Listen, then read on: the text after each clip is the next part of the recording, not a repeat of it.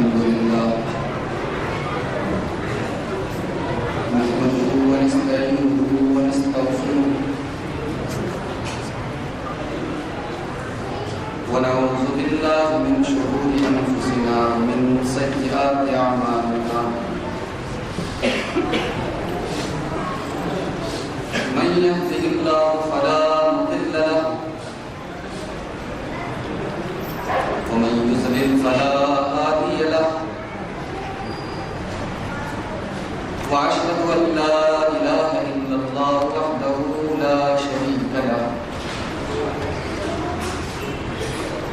وأشهد أن محمدا عبده ورسوله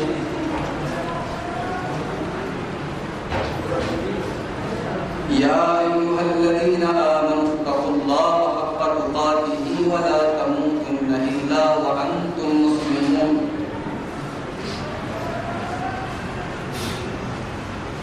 يا أيها الناس اتقوا ربكم الذي خلقكم من نفس واحدة وخلق منها زوجها وبث منهما رجالا كثيرا ونساء واتقوا الله الذي تساءلون به والأرحام إن الله كان عليكم رقيبا يا أيها الذين آمنوا اتقوا الله وقولوا قولا سديدا يصلح لكم أعمالكم ويغفر لكم ذنوبكم ومن يطع الله ورسوله فقد فاز فوزا عظيما أما بعد فإن خير الحديث كتاب الله وخير الهدي هدي محمد صلى الله عليه وسلم وشر الأمور محدثاتها وكل محدثة بدعة وكل بدعة ضلالة وكل ضلالة في النار أعوذ بالله من الشيطان الرجيم بسم الله الرحمن الرحيم قل إن كنتم تحبون الله فاتبعوني يحببكم الله ويغفر لكم ذنوبكم والله غفور رحيم محترم علماء کرام، بزرگوں، نوجوان بھائیوں، پردہ نشین ماں اور بہنوں، عزیز بچوں، رمضان المبارک کا مقدس مہینہ اور اس مہینے کا آخری عشرہ، جس عشرے کے بارے میں حضرت عائشہ رضی اللہ تعالیٰ عنہ فرماتی ہیں کہ جب رمضان کا آخری عشرہ آتا تھا تو اللہ کے رسول صلی اللہ علیہ وسلم اپنی کمر کس لیتے تھے. شد تمیز رو، کمر کس لیتے کا مطلب کیا ہوا؟ ایک مطلب تو یہ ہوا کہ 20 دنوں کے مقابلے میں ان 10 دنوں میں زیادہ محنت کی، اور دوسرا مطلب یہ ہوا کہ رمضان کی راتوں میں بیویوں سے ملاقات کرنا جائز ہے، لیکن آخری عشرے میں آپ اس جائز کام کو بھی نہیں کرتے. شب تمیز رو، اپنا اظہار باندھ لیتے تھے، اپنی کمر کس لیتے تھے، بیویوں سے قربت بھی ختم کر دیتے اور اس آخری عشرے کو عبادت کے لیے وقف کرتے. آج الٹا معاملہ ہو،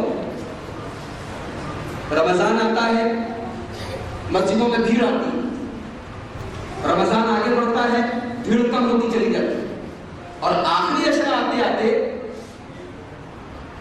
بہت برا حال ہو جاتا ہے، کیونکہ زیادہ تر لوگ شاپنگ میں اور خریداری میں لگ جاتے ہیں، اور نمازیوں کی تعداد جو رمضان کے پہلے ہوتی ہے شاید اس سے کچھ بہتر ہو. کتنا فرق ہے ہمارے اور ہمارے نبی کے اندر. تو آخری عشرہ آتا تھا تو اللہ کے رسول صلی اللہ علیہ وسلم اپنی کمر کس لیتے اور کیا کرتے تھے؟ وَأَحْيَا لَيْلَهُ، راتوں کو جاگتے تھے. کیا تعبیر استعمال کی حضرت عائشہ نے. یہ نہیں کہا کہ راتوں کو جاگتے تھے، فرمایا کہ راتوں کو زندہ کرتے تھے. وَأَحْيَا اللَّيْلَ، راتوں کو زندہ کرتے تھے. اس سے یہ ثابت ہوا کہ جس رات میں اللہ کا ذکر کیا جائے، جس رات میں تلاوت کیا جائے، جس رات میں تہجد پڑھا جائے، وہ رات زندہ ہے، اور جس رات کو غفلت کی نیند میں گزار دیا جائے وہ رات مردہ ہے. حضرت عائشہ کہہ رہی ہیں اللہ کے رسول اپنی راتوں کو زندہ کرتے ہیں. وَأَيْقَظَ أَهْلَهُ، خود بھی جاگتے تھے اور اپنی فیملی کو، اپنی وائف کو، اپنے بچوں کو، اپنی بیٹیوں کو، اپنے گھر والوں کو بھی جگاتے تھے. تو یہ طریقہ تھا اللہ کے رسول صلی اللہ علیہ وسلم کا. مجھے بہت خوشی ہے ہمارے یہاں یو پی کے اندر رمضان کے آخری عشرے میں تاک راتوں میں بھی اتنا اہتمام نہیں ہوتا جتنا میں نے ساؤتھ میں آ کر اور خاص طور سے اپنے بیجاپور میں دیکھا ہے کہ لوگ الحمدللہ راتوں کو جاگتے ہیں، تلاوت کرتے ہیں، اللہ کا ذکر کرتے ہیں. اللہ تعالیٰ مزید ہمیں اور آپ کو توفیق عطا فرمائے. آج کے اس پروگرام میں نے جو موضوع منتخب کیا ہے وہ ہے محبت رسول. محبت رسول کے موضوع پر آپ نے بہت تقریریں سنی ہوں گی اور ہوتی رہتی ہیں. محبت رسول کے ٹاپک پر کچھ بولنے سے پہلے ہم 3 سوالوں کا جواب تلاش کرنے کی کوشش کریں گے. پہلا سوال یہ ہے کہ رسول سے محبت کیوں کی جائے، پہلا سوال.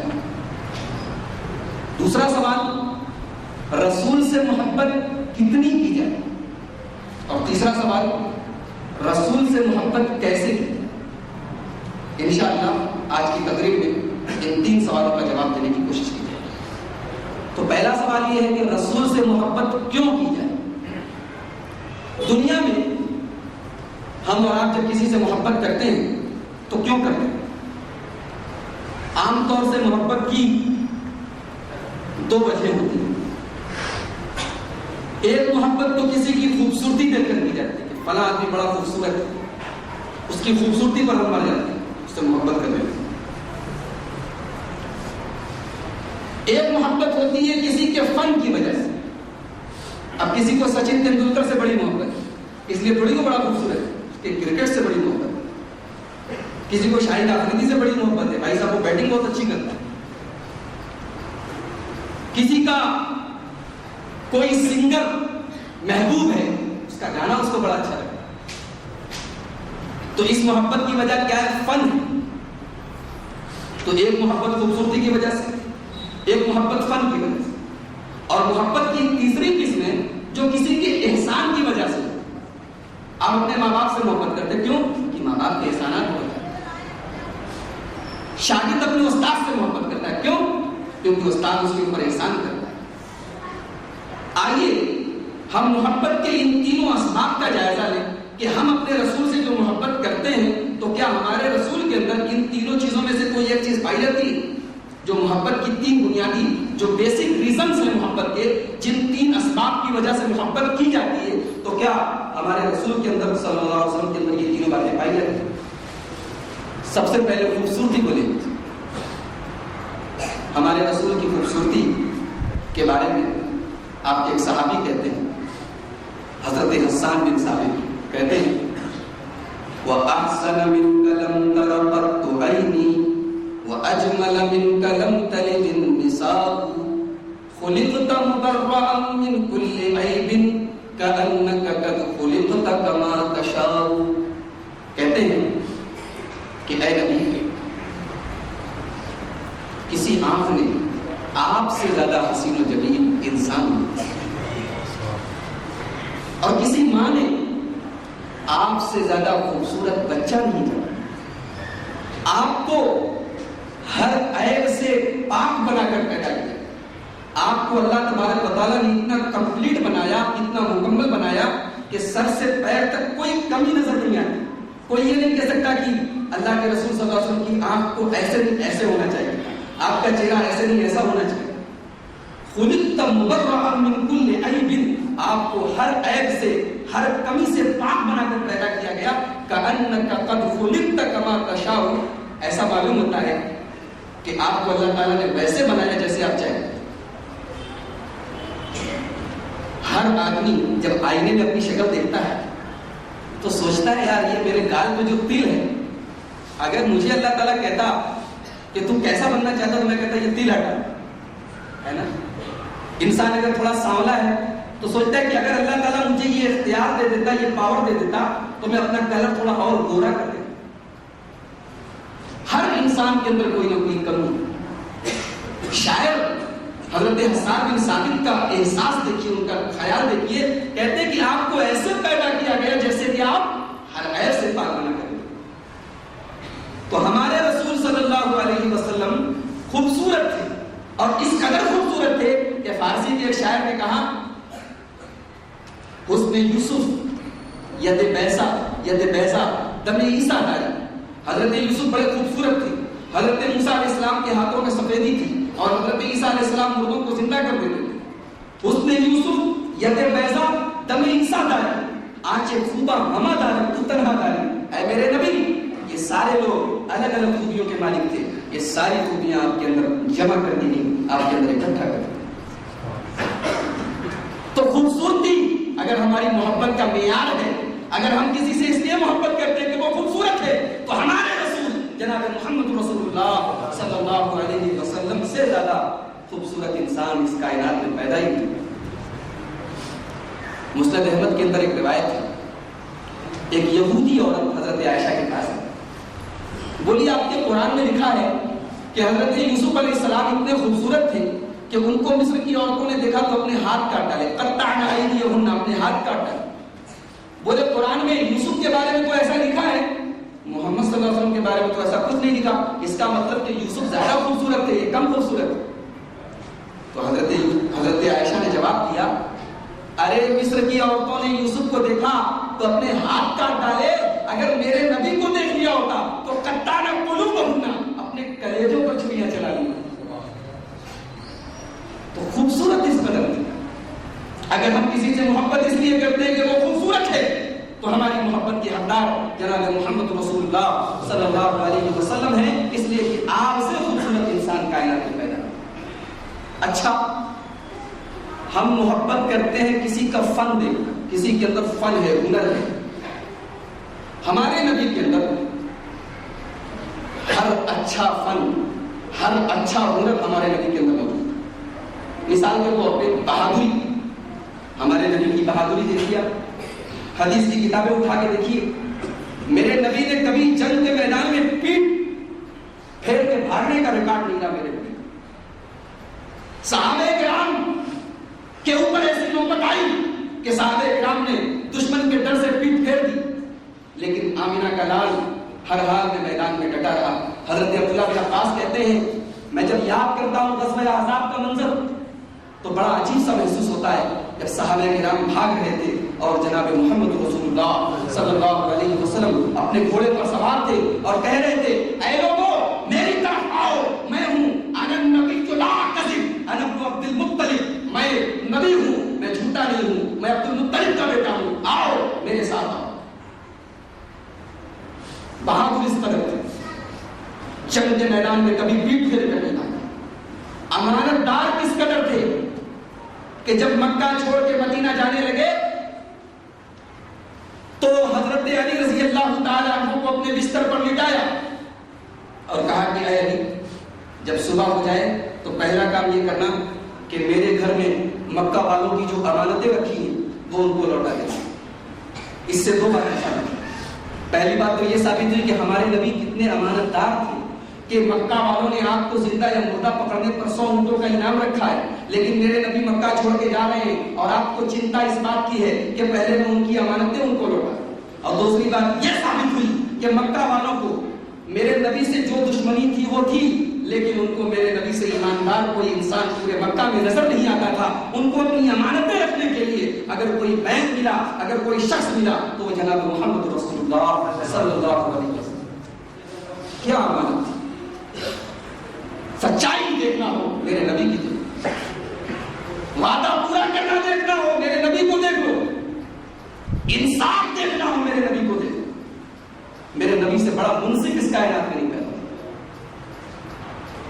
قبیلہ بنو مخزوم کی عورت فاطمہ نام کی عورت چوری کرتی ہے. قانون اسلام کا یہ ہے کہ اگر کوئی چوری کرے تو اس کا ہاتھ کاٹ دیا جائے. بڑے اونچے خاندان کی لڑکی ہے, بڑے اونچے خاندان کی عورت ہے. اس کے خاندان کے لوگ کہنے لگتے ہیں اگر فاطمہ کا ہاتھ کاٹا جائے گا تو یہ بڑی بدنامی کی, بڑی انسلٹ کی بات ہوگی. لوگ کیا کہیں گے, دیکھو اتنے بڑے خاندان کی عورت کا ہاتھ کاٹا گیا, اس عورت کا ہاتھ نہیں کٹنا چاہیے. لوگ حضرت اسامہ ابن زید کے پاس جاتے ہیں اور حضرت اسامہ سے کہتے ہیں اسامہ تم ذرا اللہ کے رسول کے پاس جا کر سفارش کر دو کہ اے اللہ کے رسول فاطمہ کا ہاتھ نہ کاٹا جائے. حضرت اسامہ اللہ کے رسول کے پاس آتے ہیں. بخاری شریف کی روایت ہے, کتاب الحدود کی روایت ہے.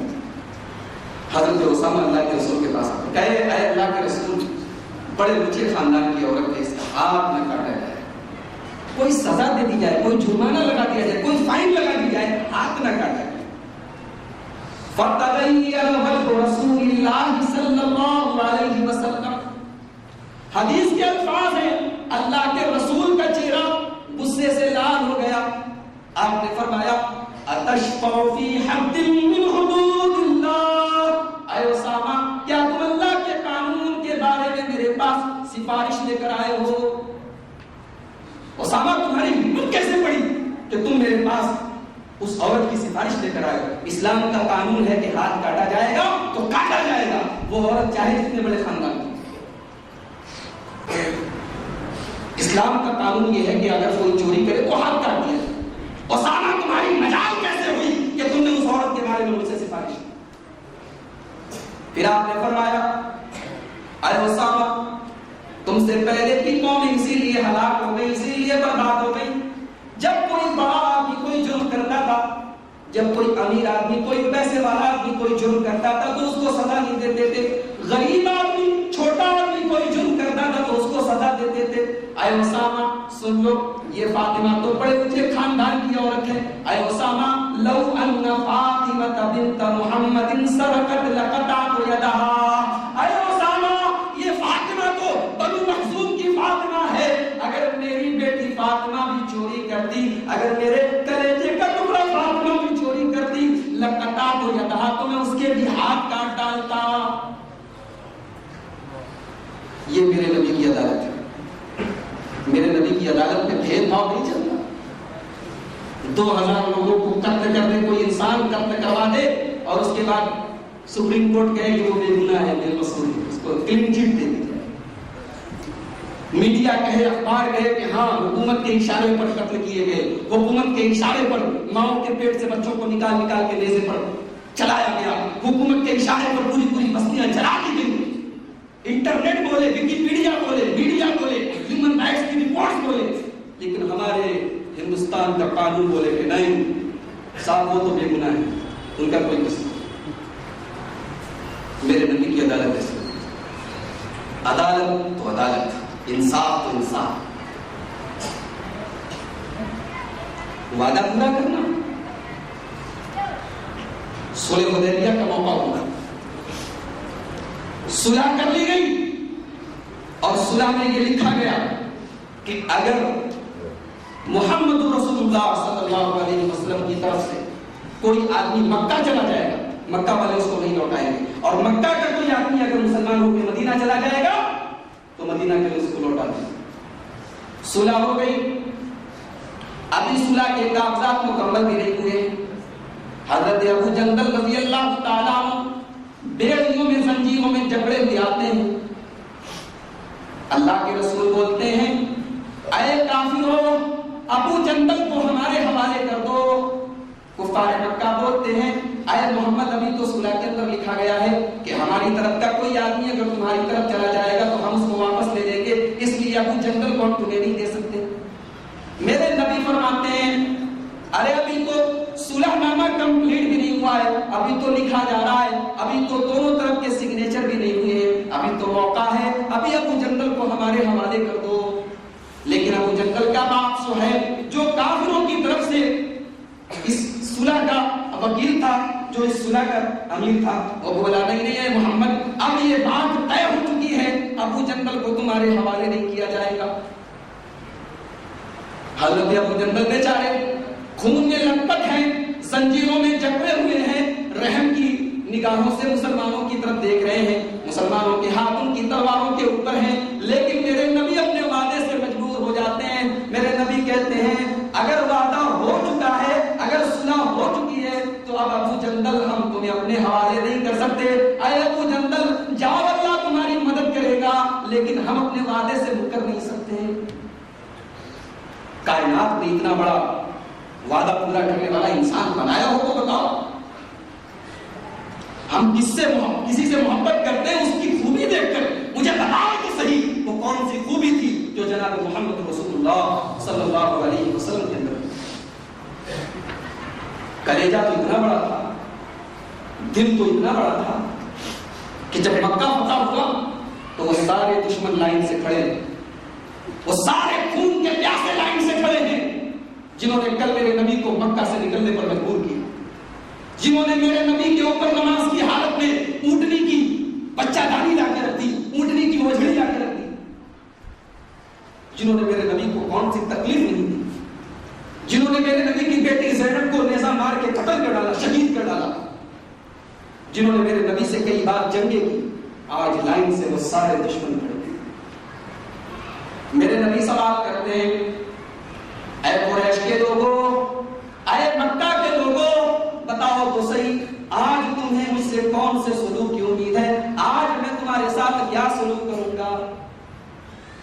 سب بھیگی بلی بن جاتے ہیں، جواب دیتے ہیں محمد آپ شریف ہیں، شریف کے بیٹے ہیں، آپ سے اچھی ہوں۔ کل جب تم میرے نبی کو مکہ سے نکال رہے تھے تب تم بھول گئے تھے کہ میرے نبی شریف ہیں اور شریف کے بیٹے ہیں؟ کل جب تم میرے نبی اور میرے نبی کے صحابہ پر ہر قسم کا ظلم و ستم کر رہے تھے تو تمہیں معلوم نہیں تھا کہ یہ شریف ہیں اور شریف کے بیٹے؟ لیکن آج سب بھیگی بلی بنے کہہ رہے ہیں محمد آپ تو شریف ہیں، شریف کے بیٹے، آپ سے اچھی ہوں گی۔ میرے نبی جواب دیتے لا تثریب علیکم اليوم اذهبوا انتم الطلقاء، اے میرے دشمنوں، اے میرے خون کی ہولی کھیلنے والوں، جاؤ میں تم سب کو آزاد کرتا ہوں، آج میں کسی سے بدلہ نہیں لوں گا، آج سارے کے سارے لوگ آزاد ہیں۔ کوئی مثال لاؤ جس نے اپنے خون کے دشمنوں کو اس طرح معاف کیا۔ یہ کلیجہ، یہ جگر تھا تو جناب محمد رسول اللہ صلی اللہ علیہ وسلم۔ ہم اپنے نبی سے محبت کیوں کریں؟ اچھا، محبت کی تیسری وجہ یہ ہوتی ہے کہ کوئی احسان کرتا ہے۔ ہمارے نبی نے ہمارے اوپر کوئی احسان کیا ہے کہ نہیں کیا؟ ارے ہمارے نبی نے تو ہمارے اوپر اتنا بڑا احسان کیا ہے کہ اللہ تعالیٰ نے پورے قرآن میں یہ تو بتایا کہ میں نے زمین پیدا کیا، یہ تو بتایا کہ میں نے آسمان پیدا کیا، یہ تو بتایا کہ میں نے بارش نازل فرمائی، یہ تو بتایا کہ میں نے دنیا بھر کی چیزیں پیدا کی، لیکن اللہ نے پورے قرآن میں یہ نہیں کہا کہ میں نے زمین بنا کے تم پر احسان کیا، آسمان بنا کے تم پر احسان کیا، بارش کو نازل کر کے تم پر احسان کیا۔ لیکن جب جناب محمد رسول اللہ صلی اللہ علیہ وسلم کو بھیجا تو اللہ نے فرمایا لقد من اللہ علی المؤمنین اذ بعث فیہم رسولا منہم رسولا من انفسہم یتلو علیہم آیاتہ، اے مومنوں، اے ایمان والو، ہم نے رسول کو بھیج کر تم پر احسان کیا ہے۔ رسول کا بھیجا جانا یہ امت کے لیے احسان ہے، اور ہمیں تو ایسا نبی ملا ہے جو راتوں کو رویا کرتا تھا اپنی امت کی، جو راتوں کو آنسو بہایا کرتا تھا اپنی امت کی۔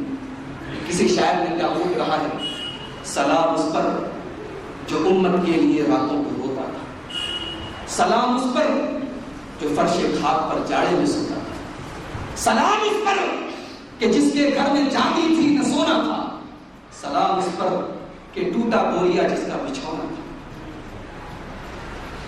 ہمیں تو وہ نبی ملا جو راتوں کو اپنی امت کے لیے رویا کرتا۔ ایک حدیث میں آپ نے فرمایا کہ ہر نبی کو اللہ تعالیٰ نے ایک دعا ایسی دی کہ اللہ نے فرمایا کہ یہ دعا ہم ہر حال میں قبول کریں، لِكُلِّ نَبِيٍّ دَعْوَةٌ مُسْتَجَابَةٌ۔ ہر نبی کو اللہ تعالیٰ نے ایک دعا ایسی تھی جو گارنٹیڈ تھی، جو سرٹیفائڈ تھی کہ ہاں یہ دعا تو ہم ہر حال میں قبول کریں۔ فَتَعَجَّلَ كُلُّ نَبِيٍّ بِدَعْوَتِهِ، ہر نبی نے اپنی وہ دعا دنیا میں مانگ لی، وَخَبَأْتُ دَعْوَتِي، لیکن میں نے اپنی دعا کو چھپا لیا. اللہ کے نبی کہتے ہیں میں نے اپنی دعا کو چھپا لیا اور میں اس دعا کو قیامت کے دن اپنی امت کے لیے استعمال کروں. یہ محبت ہے اپنی امت سے، یہ احسان ہے اپنی امت کے اوپر. مسواک میرے نبی کو بڑی پسند تھی. میرے نبی کا انتقال ہونے لگا، آخری وقت ہے، آپ لیٹے ہوئے ہیں بستر پر. حضرت عبد الرحمن ابن ابو بکر مسواک کر رہے ہیں. میرے نبی نے مسواک کو دیکھا، اشارہ کیا حضرت عائشہ. حضرت عائشہ سمجھ گئی کہ مسواک سے اللہ کے نبی کو بڑا پیار ہے. حضرت عائشہ کہتی ہیں میں نے اپنے بھائی عبد الرحمن سے مسواک کو لے لیا اور میں نے اس مسواک کو اپنے دانتوں سے نرم کیا اور پھر میں نے وہ مسواک اللہ کے نبی کو دیا. حضرت عائشہ کہتی ہیں کہ کتنی خوش نصیب ہوں میں کہ آخری وقت میں میرا نبی میرے کمرے میں، میری گود میں، اور میرا دعا میرے نبی کے دعا سے ملا. اتنی محبت تھی میرے نبی کو مسواک سے. لیکن میرے نبی فرماتے ہیں لولا ان اشق علی امتی، لولا ان اشق علی امتی لامرتهم بالسواک عند كل صلاۃ. مجھے مسواک سے بڑی محبت ہے اور میں یہ چاہتا ہوں کہ میری امت کے لوگ ہر نماز کے ٹائم مسواک کریں، لیکن میں اس کا حکم نہیں دے رہا ہوں کہ کہیں میری امت کے لیے یہ بھاری نہ پڑ جائے. سوچئے اگر آج وضو کی طرح اگر ہر نماز کے ٹائم یہ شرط رہتی کہ مسواک بھی کیا جائے تو شہروں کے اندر جہاں آسانی سے مسواک نہیں ملتا وہاں لوگ کیا کرتے. نبی نے اپنی امت کی پریشانی کو دیکھتے ہوئے مسواک کو سنت تو کہا لیکن مسواک کو فرض نہیں کہا. مسواک کو ہر نماز کے ٹائم حکم کرنے استعمال کرنے کا حکم نہیں. تراویح کی نماز پڑھائی 3 دن پڑھائی. صحابہ ہماری طرح صحابہ نماز سے بھاگتے نہیں تھے. صحابہ کے اندر نماز کی طلب تھی، بھوک تھی. صحابہ مسجد کے اندر جمع ہو گئے. پہلے دن سے زیادہ دوسرے دن اور دوسرے دن سے زیادہ تیسرے دن بھیڑ آ گئی. اللہ کے رسول چوتھے دن نہیں آئے. صحیح بخاری کی روایت، آپ نے چوتھے دن تراویح کی نماز نہیں پڑھائی. جب صبح ہو گئی فجر کی نماز آپ نے پڑھائی اور سلام پھیر کے آپ نے صحابہ سے کہا مجھے معلوم تھا کہ تم لوگ رات بھر میرا ویٹ کرتے رہے لیکن میں جان بوجھ کے نہیں آیا. کیوں نہیں آئے؟ خشیت ان تفرض علیکم. میرے صحابہ تمہیں تراویح کی نماز سے اس قدر پیار دیکھ کر، تراویح کی نماز اتنے شوق سے تم پڑھ رہے تھے، مجھے یہ ڈر محسوس ہوا کہ کہیں اللہ تعالیٰ تراویح کی نماز تمہارے اوپر فرض نہ قرار دے دے، اس لیے میں نے چوتھے دن آنا مناسب نہیں. تراویح کی نماز جیسے نبی کے زمانے میں سنت تھی ویسے آج بھی سنت ہے، جیسے نبی کے زمانے میں نفل تھی ویسے آج بھی. نبی نے اس ڈر سے کہ کہیں تراویح کی نماز فرض نہ ہو جائے نبی نے چوتھے دن تراویح کی نماز نہیں پڑھائی. اتنا پیار کرنے والا، اتنا احسان کرنے والا ہمیں نبی ملا ہے، ہم اپنے نبی سے محبت کیوں نہ کریں؟ تو یہ پہلا سوال کہ نبی سے محبت کیوں کی جائے. دوسرا سوال یہ تھا کہ نبی سے محبت کتنی کی جائے. کتنی کی جائے. آئیے قرآن کی ایک آیت پڑھ کے سناتا ہوں، بڑی پیاری آیت ہے.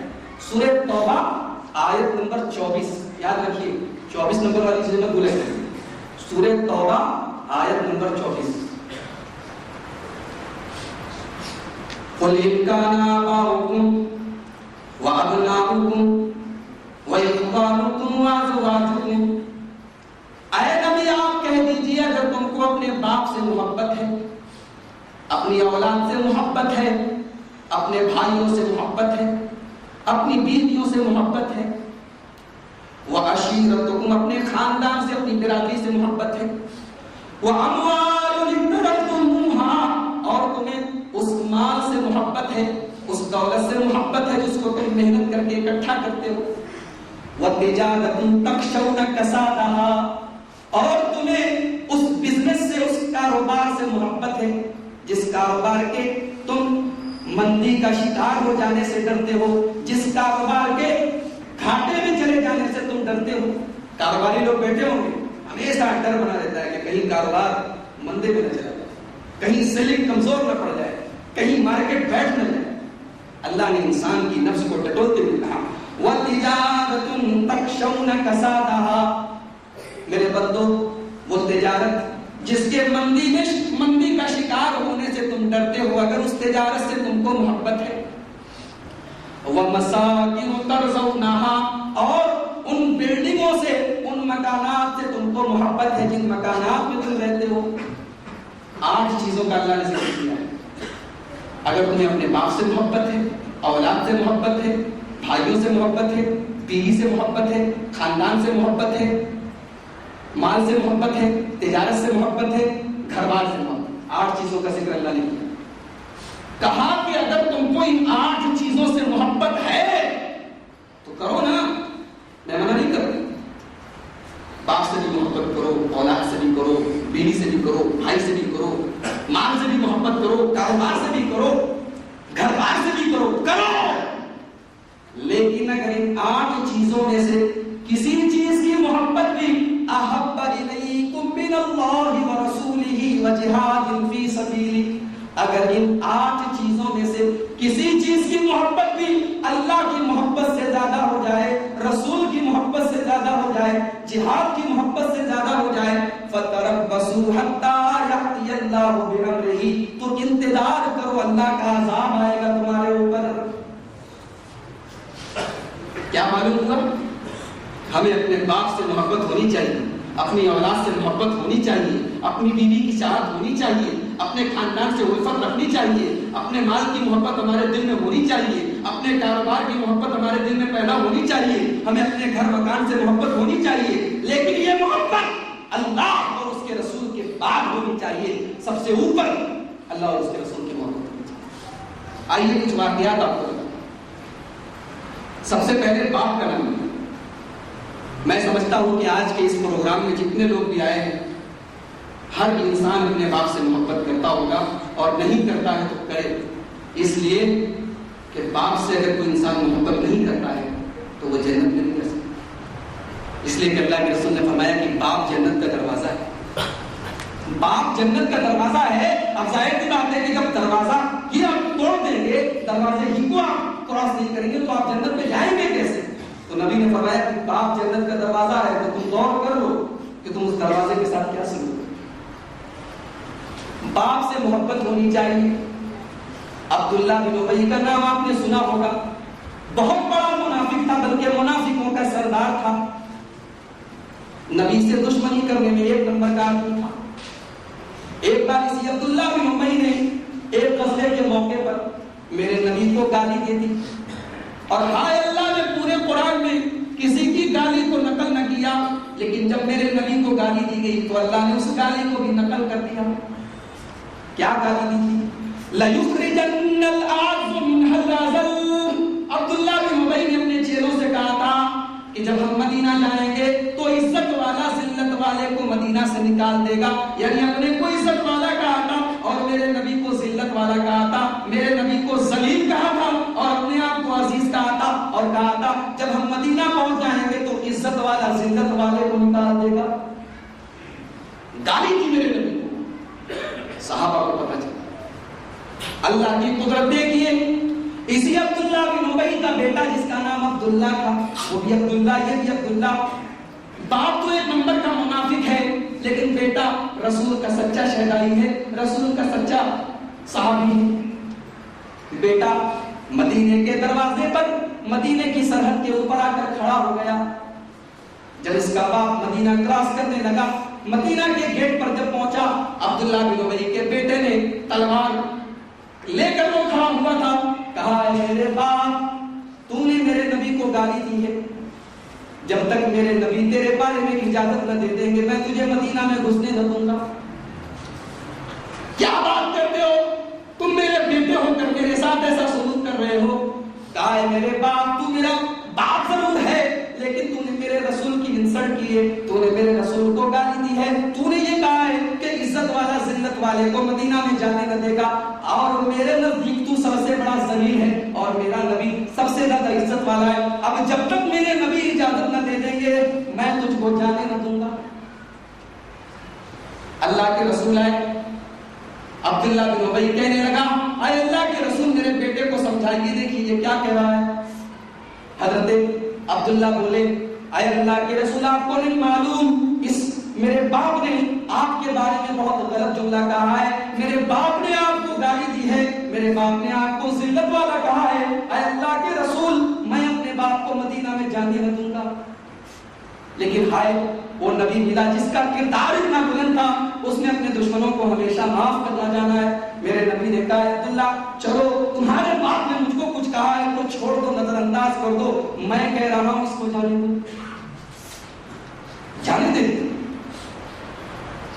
پھر ایک موقع یہ آیا کہ عبداللہ بن ابی نے حضرت عائشہ کے اوپر گندا الزام لگایا، حضرت عائشہ کے اوپر زنا کا الزام لگایا۔ میرے نبی کو تکلیف پہنچی، آپ نے منبر سے تقریر کرتے ہوئے فرمایا کہ کچھ لوگ میرے گھر والوں کے بارے میں، میری بیویوں کے بارے میں غلط کمنٹ کرتے ہیں۔ عبداللہ بن ابی کا بیٹا حضرت عبداللہ اللہ کے رسول کے پاس آئے، کہا اللہ کے رسول مجھے معلوم ہے کہ آپ کی بیوی پر الزام لگانے والوں میں میرا باپ بھی شامل ہے، اے اللہ کے رسول مجھے اجازت دیجئے میں اپنے ہاتھوں سے اپنے باپ کی گردن کاٹ کے آپ کے سامنے لا کر رکھوں گا۔ میرے نبی نے فرمایا نہیں نہیں اے عبداللہ میں ہرگز اس بات کو پسند نہیں کروں گا کہ کل دنیا والے یہ کہے کہ محمد رسول اللہ تو اپنے ساتھیوں کی بھی گردن مار دیا کرتے تھے، محمد رسول اللہ تو اپنے ماننے والوں کو بھی مار دیا کرتے تھے۔ اے عبداللہ میں تم کو اس بات کی قطعی اجازت نہیں دوں گا، لیکن ذرا اندازہ لگائیے کہ عبداللہ بن ابی کے بیٹے نے اپنے باپ کی محبت کے اوپر اللہ کے رسول کی محبت کو مقدم رکھا۔ باپ سے زیادہ محبت رسول سے ہونی چاہیے۔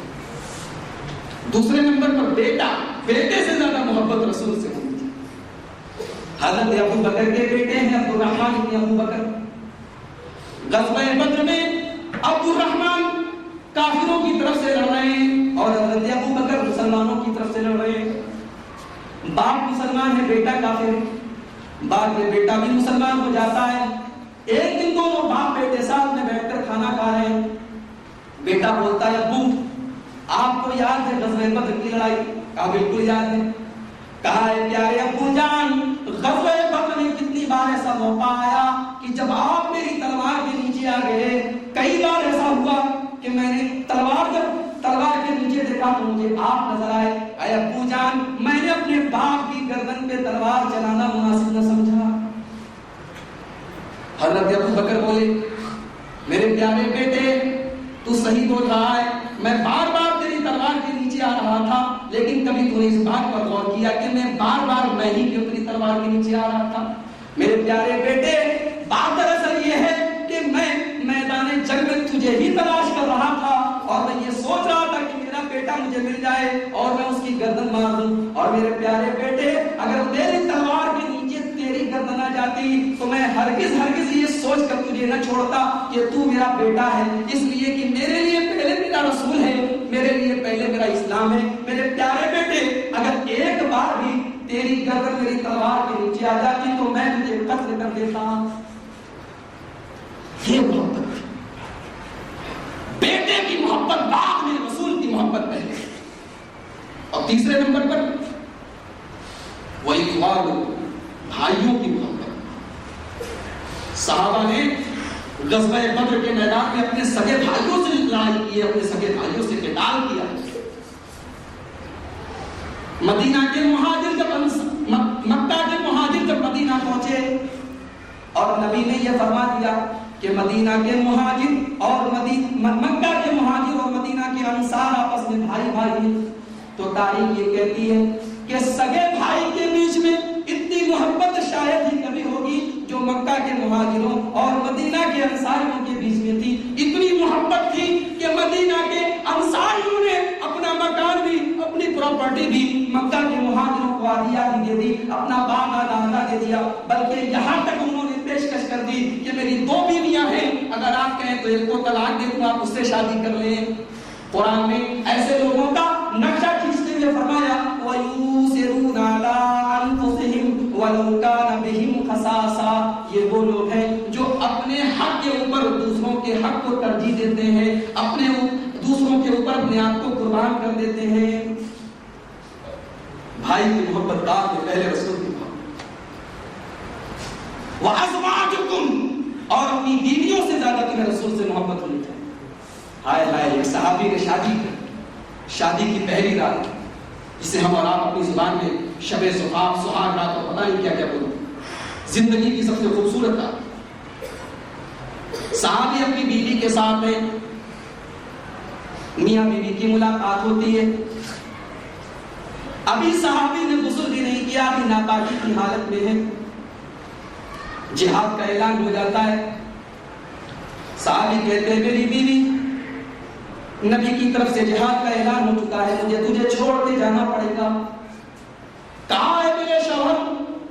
صبح ہو جانے کا انتظار تو کر لیجئے، صبح ہو جائے آپ غسل کر لیجئے گا، پھر آرام سے جہاد کے میدان میں چلے جائیے گا.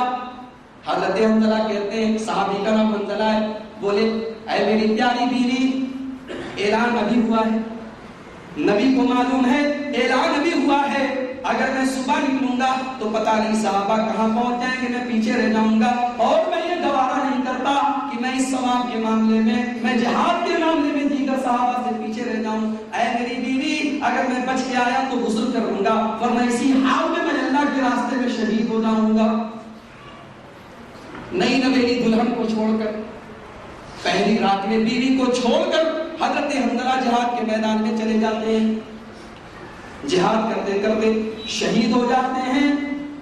جب جنگ ختم ہو جاتی ہے، صحابہ کرام کی لاشیں جب دفنانے کے لیے لے جانے لگتے ہیں لوگ، حضرت حنظلہ کی لاش بھی سامنے آتی ہے. کیا دیکھتے ہیں صحابہ؟ حضرت حنظلہ کی لاش سے پانی ٹپک رہا ہے. اے اللہ کے رسول ادھر آئیے، دیکھیے کیا ماجرا ہے. حنظلہ کے بدن سے، حنظلہ کی باڈی سے پانی ٹپک رہا ہے. اللہ کے رسول دیکھتے ہیں، صحابہ سے کہتے ہیں میرے صحابہ تم کیا جانو، حنظلہ کو فرشتوں نے غسل دیا ہے. حنظلہ جنابت کی حالت میں جہاد کرنے آئے تھے، ناپاکی کی حالت میں جہاد کرنے آئے تھے، ان کا بدن ناپاک تھا، ان کو آج میدان جنگ کے اندر فرشتوں نے غسل دیا ہے. آج سے حضرت حنظلہ کا نام غسیل الملائکہ رکھا جاتا ہے. یہ وہ اکیلے صحابی ہیں جن کو فرشتوں نے غسل دیا تھا. بیوی کو چھوڑ کے چلے، بیوی سے محبت ہونی چاہیے، لیکن بیوی سے بھی بڑھ کے کوئی ہے جس سے محبت ہونی چاہیے، اور وہ جناب محمد صلی اللہ علیہ وسلم. مال سے زیادہ رسول سے محبت ہونی چاہیے. غزوہ تبوک کا موقع یاد کرو.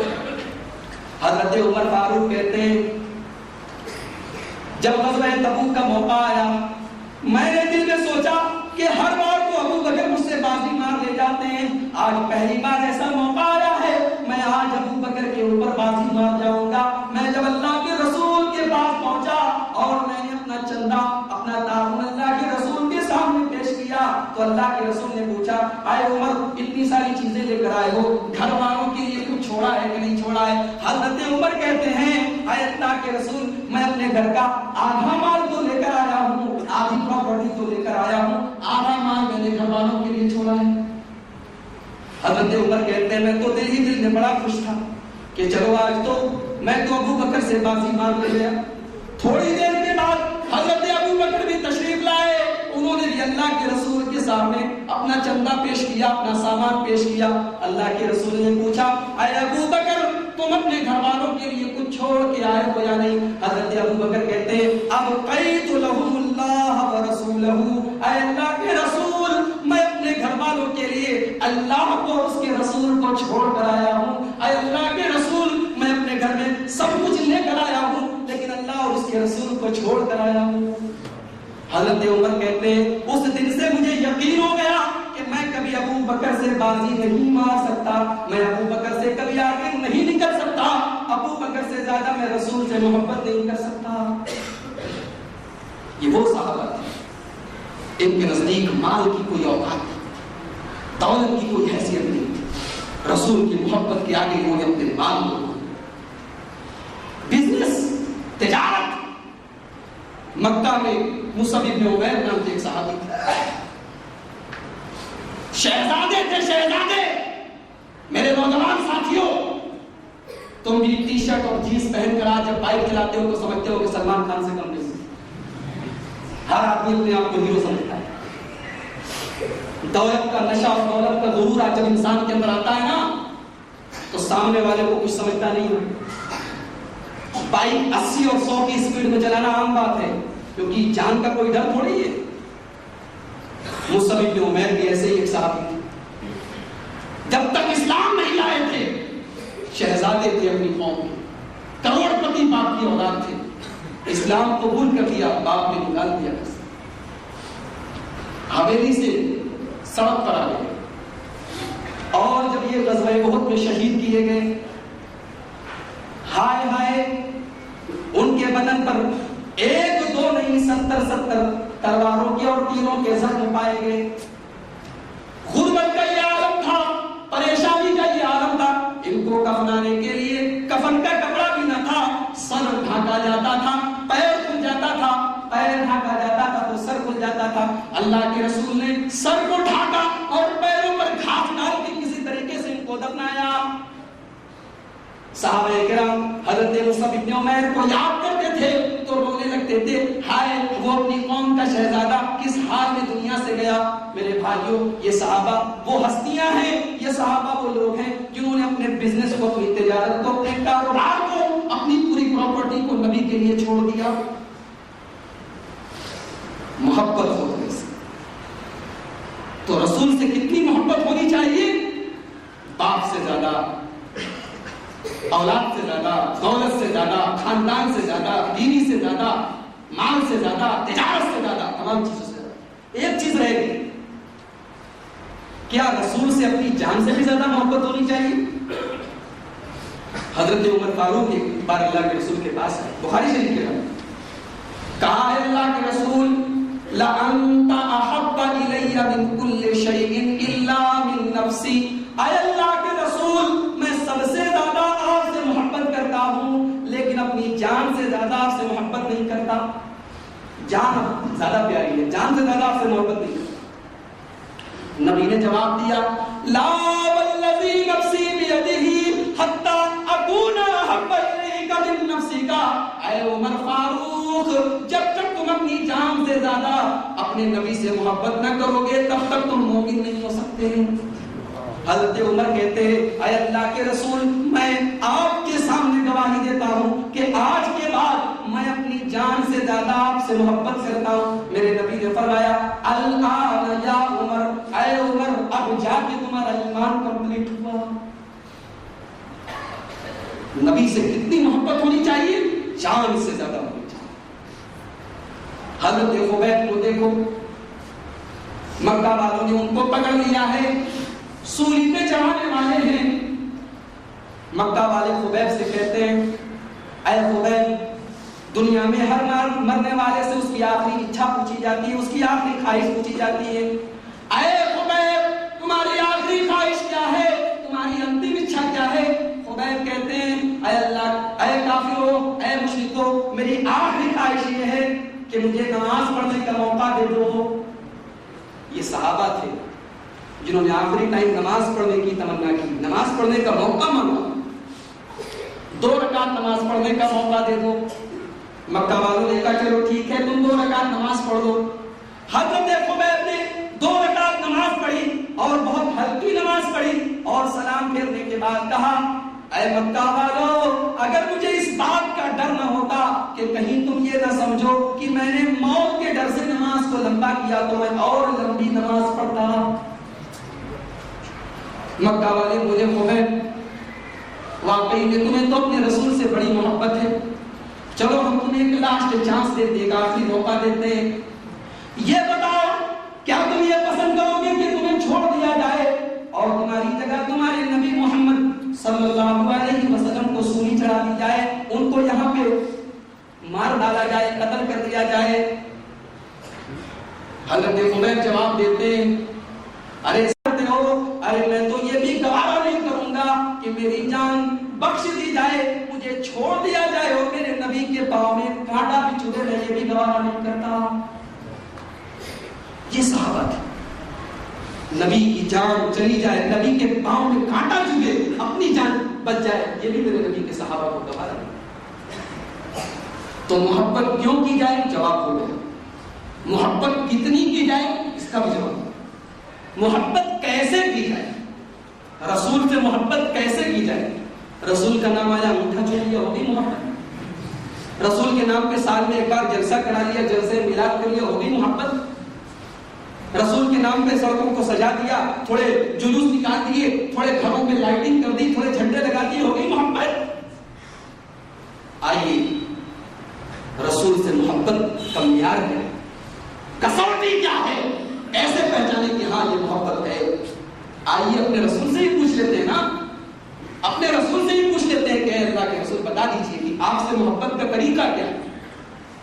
اللہ کے نبی فرماتے ہیں من احب سنتی فقد احبنی ومن احبنی کان معی فی الجنہ۔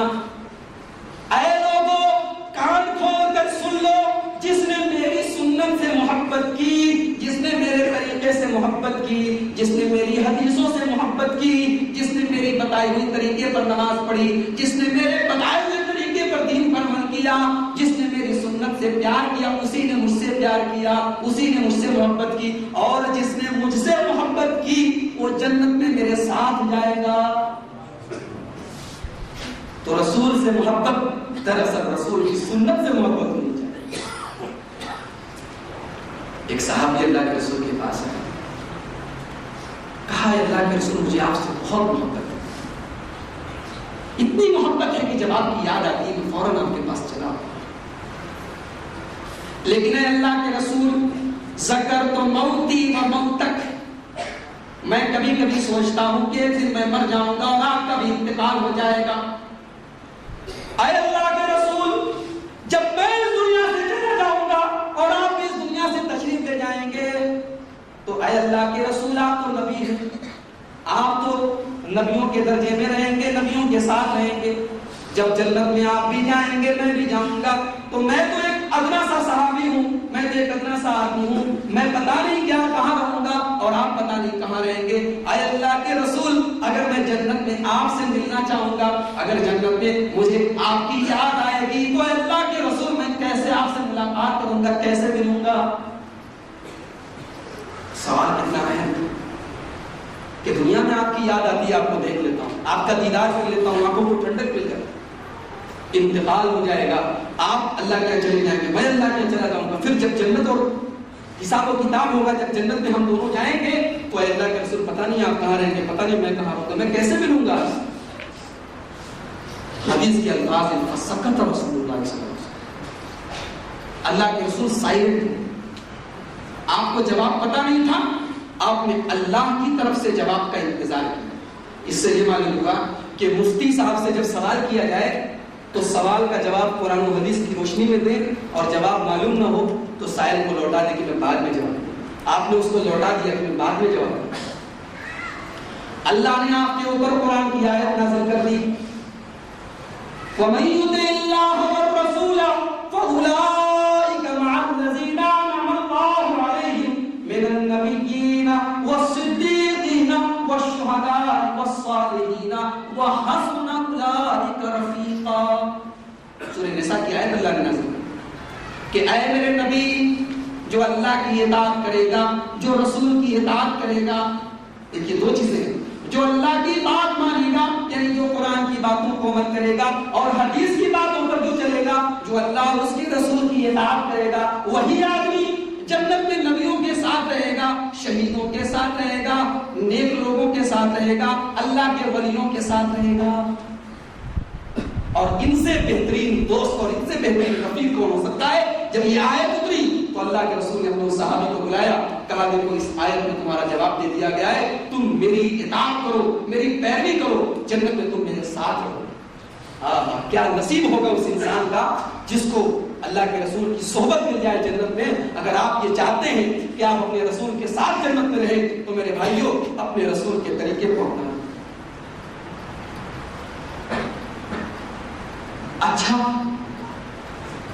کوئی کام صحابہ نے محبت رسول کے نام پر نہیں کیا، اگر ہم اس کو کرتے ہیں تو کیا وہ محبت رسول مانی جائے گی؟ مثال کے طور پر 12 ربیع الاول کی تاریخ حضرت ابو بکر کے دور میں بھی ہر سال آتی رہی، عمر فاروق کے دور میں بھی آتی رہی، عثمان غنی کے دور میں بھی آتی رہی، حضرت علی کے دور میں بھی آتی رہی۔ یہ وہ لوگ تھے جن سے زیادہ نبی سے پیار کرنے والا، جن سے زیادہ نبی کو چاہنے والا، جن سے زیادہ نبی سے محبت کرنے والا اس کائنات میں پیدا نہیں ہوا۔ جب ان لوگوں نے 12 ربیع الاول کو کوئی فنکشن نہیں کیا، ان لوگوں نے جب سال کے کسی دن کو طے کر کے نبی کی یاد منانے کے لیے کوئی جلسہ نہیں کیا. ارے نبی کی یاد تو وہ منائے جو نبی کو بھول جائے, جو 5 ٹائم کی نمازوں میں جب تک نبی پر درود نہ بھیج لے اس کی نماز کمپلیٹ نہیں ہوتی, جو اذان میں اشہد ان محمد رسول اللہ کی آواز نہ کہہ دے تب تک اس کی اذان مکمل نہیں ہوتی. اس کو سال میں ایک دن اپنے نبی کو یاد دلانے کی ضرورت کیا ہے؟ ارے اس کی تو ہر گھڑی, ہر گھنٹہ, ہر منٹ, ہر دن اپنے نبی کی یاد میں گزرتا ہے. محبت کے لیے معیار اگر کوئی ہے تو نبی کے ساتھ. ایک بار کچھ صحابہ کرام اللہ کے رسول کا وضو کا بچا ہوا پانی لے کر اپنے بدن میں ملنے لگے. اللہ کے رسول نے دیکھا کہ میرے صحابہ کو مجھ سے اتنی محبت ہے کہ میرے وضو کے بچے ہوئے پانی کو اپنے بدن پر مل رہے ہیں. آپ نے پوچھا ما حملکم, اے میرے صحابہ تم آخر ایسا کیوں کر رہے ہو؟ میرے وضو کے بچے ہوئے پانی کو تم اپنے بدن پر کیوں مل رہے ہو؟ صحابہ جواب دیتے ہیں اے اللہ کے رسول, آپ کی محبت میں ہم ایسا کر رہے ہیں, ہمیں آپ سے بڑا پیار ہے, ہمیں آپ سے بڑی محبت ہے, اس لیے ہم آپ کے وضو کا بچا ہوا پانی اپنے اوپر مل رہے ہیں. آپ نے فرمایا سنو, اگر تم واقعی اللہ کے رسول سے محبت کرنا چاہتے ہو تو 3 چیزیں اپنے اندر پیدا کر لو. 3 چیزیں اپنے اندر پیدا کر لو, رسول سے سچی محبت کرنے والے بن جاؤ. اذا حدث فلیصدق حدیثہ, جب بھی بات کرو تو سچ بولو. وَإِذَا اؤْتُمِنَ, اور جب تمہارے پاس کوئی امانت رکھی جائے تو اس امانت میں خیانت مت کرو. اور جب تمہارے پڑوس میں کوئی مسلمان یا غیر مسلم رہتا ہو اس پڑوسی کے ساتھ اچھا سلوک کرو. جب تم یہ تینوں کام کرو گے تو اللہ بھی تم سے محبت کرنے لگے گا, رسول بھی تم سے محبت کرنے لگے گا, اور تم بھی اللہ اور اس کے رسول سے محبت کرنے والے بن جاؤ گے. تو رسول سے محبت کیسے کی جائے؟ جیسے رسول کے صحابہ نے. یہ ہے جواب. اگر اس طریقے سے ہم ہٹیں گے تو ہمارا انجام کیا ہوگا؟ آئیے بخاری شریف کی ایک حدیث آپ کو پڑھ کر سناؤں. قیامت کا دن ہوگا, اللہ کے رسول حوض کوثر پہ اپنی امتیوں کو جام کوثر پلا رہے ہوں گے. کچھ لوگ آئیں گے, اللہ کے رسول کہیں گے یعرفونی وعارفہم, وہ مجھے پہچان رہے ہوں گے, میں بھی ان کو پہچان رہا ہوں گا. یعنی وہ وضو کرنے والے ہوں گے, ان کے چہرے سے پتہ لگ جائے گا یہ امت محمدیہ کے لوگ ہیں, یہ مسلمان لوگ ہیں, یہ رسول کے امتی لوگ ہیں. ثم یحال بینی وبینہم, پھر فرشتے آ کر ان کو میرے پاس آنے سے روک دیں گے. فرشتے ان کے اور میرے بیچ میں رکاوٹ بن جائیں گے. اللہ کے رسول کہیں گے ہؤلاء اصحابی, اے فرشتوں ان کو آنے دو میرے پاس, ان کو روکو مت, وہ میری امت کے لوگ ہیں. ارے دیکھ نہیں رہے ان کے بدن وضو کے پانی سے چمک رہے ہیں, وہ دنیا میں وضو کرنے والے, دنیا میں نماز پڑھنے والے, دنیا میں میرا نام لینے والے لوگ ہیں. اے فرشتوں ان کو میرے پاس آنے دو.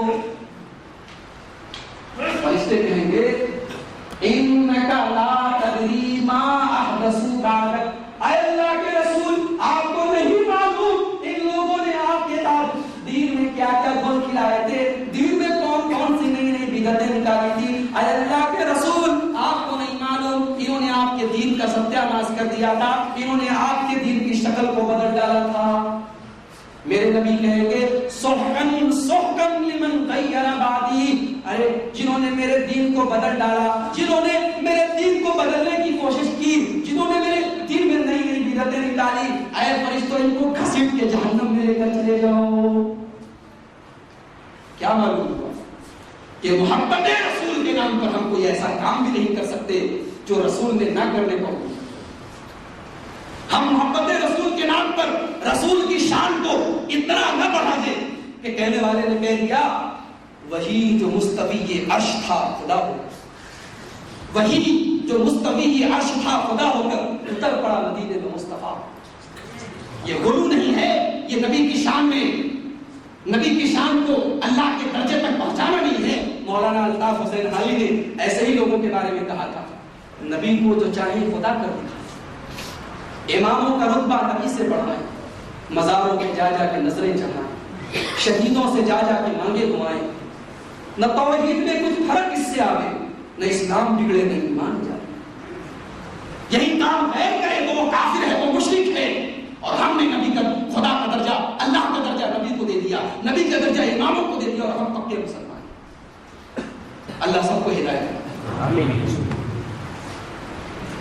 نبی سے محبت کا ایک تقاضا یہ ہے کہ نبی پر صلاۃ و سلام پڑھا جائے. اب نبی پر کیسے درود پڑھا جائے؟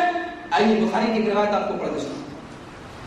حضرت کعب بن عجرہ کہتے ہیں کہ ہم لوگ اللہ کے رسول کے پاس آئے, کہا اللہ کے رسول آپ پر سلام پڑھنے کا طریقہ تو اللہ نے بتا دیا, یعنی ہم نماز میں السلام علیکہ ایھا النبی جو پڑھتے ہیں تو آپ کے اوپر سلام ہو گیا. اے اللہ کے رسول آپ کے اوپر سلام پڑھنے کا طریقہ تو اللہ نے بتا دیا, درود آپ کے اوپر کیسے پڑھا جائے؟ کیونکہ اللہ نے قرآن میں درود اور سلام دونوں پڑھنے کا حکم دیا ہے. نبی نے کہ صحابہ ہر بات اللہ کے رسول سے پوچھتے تھے, تو نبی نے کہا قولو, تمہیں درود پڑھنا ہے تو یہ والا درود پڑھا کرو. اب نبی نے درود پڑھ کے بتایا یہ وہی درود ہے جو آج سارے مسلمان اپنی نمازوں میں پڑھتے ہیں. اللہم صلی علی محمد وعلی آل محمد کما صلیت علی ابراہیم وعلی آل ابراہیم انک حمید مجید. اللہم بارک علی محمد وعلی آل محمد کما بارکت علی ابراہیم وعلی آل ابراہیم انک حمید مجید. بخاری کی روایت. نبی نے درود پڑھ کے بتا دیا کہ درود ایسے. اب ہم ہندوستان کی فیکٹریوں میں بنا ہوا درود پڑھیں, میڈ ان انڈیا درود پڑھیں, درود تاج, درود لکھی, درود کروڑی, پتہ نہیں کون کون سا درود صحابہ نے نہیں پڑھا, تابعین نے نہیں پڑھا, ائمہ نے نہیں پڑھا, حدیثوں کے اندر نہیں آیا, قرآن کے اندر نہیں آیا. یاد رکھو وہ درود ہمارے لیے مصیبت بن جائے. ہمیں درود بھی وہی پڑھنا ہے جو نبی نے بتایا. ہمیں محبت رسول سے ویسے کرنی ہے جیسے رسول نے بتایا. کچھ لوگ کہتے ہیں کہ جو لوگ رسول پر اپنے جلسوں میں اپنے پروگراموں میں صلاۃ و سلام نہیں پڑھتے وہ رسول کو مانتے ہی نہیں. عیسائی لوگوں سے آپ سوال کیجیے کہ تم عیسیٰ علیہ السلام کو مانتے ہو؟ بولے ہم. اب ان سے یہ پوچھو کہ مسلمان لوگ عیسیٰ علیہ السلام کو مانتے کہ نہیں مانتے؟ بولے نہیں مانتے. کیونکہ عیسائی جس طریقے سے عیسیٰ علیہ السلام کو مانتے ویسے ہم لوگ نہیں مانتے. عیسائی ان کو اللہ کا بیٹا مانتے ہیں اور ہم اس کو شرک سمجھتے ہیں. تو ہم جیسے عیسیٰ علیہ السلام کو مانتے ہیں اس ماننے کو عیسائی لوگ ماننا مانتے ہی نہیں. ان کے نزدیک ہم لوگ عیسیٰ علیہ السلام کو مانتے ہی نہیں. یہی حال ہے ہمارا. ہم کہتے ہیں رسول سے محبت کرو, رسول کی تعظیم کرو, رسول پر درود و سلام بھیجو, رسول کے لیے اپنی جان قربان کر دینے کا جذبہ رکھو, لیکن رسول کی شان میں کوئی ایسا جملہ نہ کہو جو اللہ کے درجے تک ان کو پہنچا دے. اس لیے کہ رسول نے خود یہ فرما دیا لا تطرونی کما اطرت النصارى عیسی ابن مریم, اے لوگوں مجھے اتنا مت بڑھاؤ جتنا عیسائیوں نے عیسیٰ ابن مریم کو بڑھایا. انما انا عبد, میں اللہ کا ایک بندہ ہوں. فقولوا عبد اللہ ورسولہ, تم مجھے اللہ کا بندہ ہی رہنے دو, مجھے اللہ کا رسول ہی رہنے دو. یہی وجہ ہے کہ اللہ نے قرآن میں جب جب اپنے نبی کی شان کو بیان کیا, جب جب اپنے نبی کا درجہ بیان کیا تو اللہ نے وہاں بندے کا لفظ استعمال کیا. معراج کا واقعہ بیان کیا تو فرمایا سبحان الذی اسری بعبدہ, بڑی پاک ہے وہ ذات جو اپنے بندے کو لے کر گئی. یہاں پر بندے کا لفظ استعمال کیا گیا تاکہ دنیا یہ جان جائے, تاکہ دنیا یہ سمجھ جائے کہ میرا نبی معراج پر جانے کے باوجود میرا نبی میرا بندہ ہے, میرا نبی میرے برابر نہیں ہے, میرا نبی وہ درجہ نہیں رکھتا جو میرا درجہ ہے. یہی ہم بتانے کی کوشش کرتے ہیں. ہمیں لوگ گستاخ سمجھتے ہیں. میرے بھائیوں اگر یہ گستاخی ہے رسول سے جیسی محبت صحابہ نے کی, اگر ویسی محبت کرنا گستاخی ہے تو یہ گستاخی ہم کو قبول, کیونکہ ہمارا یہ عقیدہ ہے کہ ہم رسول سے محبت کرنے کے معاملے میں آزاد نہیں کہ جیسے چاہے ویسے محبت کریں. اس لیے کہ اگر ہم آزاد ہو جائیں گے تو پھر عیسائی بھی تو عیسیٰ سے محبت کرتے ہیں نا, لیکن یہ محبت ان کو لے ڈوبی. جیسے عیسائیوں کی محبت عیسیٰ علیہ السلام کی محبت ان کو لے ڈوبی, ایسے ہی آج اگر ہم نے اپنے نبی کی محبت میں غلو کیا تو یہ محبت ہم کو بھی لے ڈوبی. ایک صحابی اللہ کے رسول کے پاس آئے, کہا ہے اللہ کے رسول قیامت پر آئے. اللہ کے رسول مسجد سے نکل رہے تھے, انہوں نے مسجد کے گیٹ پر یہ سوال پوچھا کہ اے اللہ کے رسول قیامت کب آئے؟